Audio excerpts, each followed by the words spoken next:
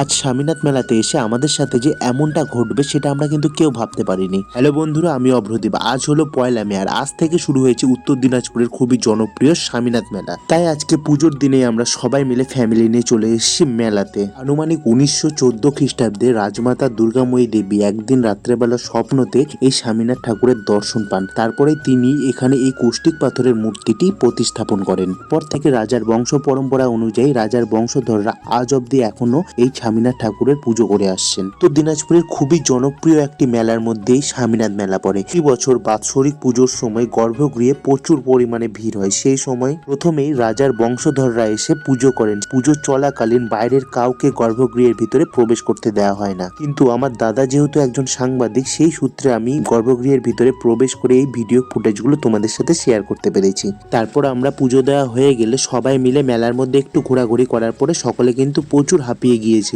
সেই জন্য সবাই কেউ কেউ আখের রস, কেউ বা আবার 1 গ্লাস করে লস্যি খেয়ে কিছু কেনাকাটা করার পরে বাড়ির জন্য কিছু খাওয়ার জিনিস নিয়ে বাড়ির পথে হাঁটা দিলাম। তো তোমরা কে কে এবছর স্বামীনাথ মেলাতে আসবে অবশ্যই কমেন্টে জানিও।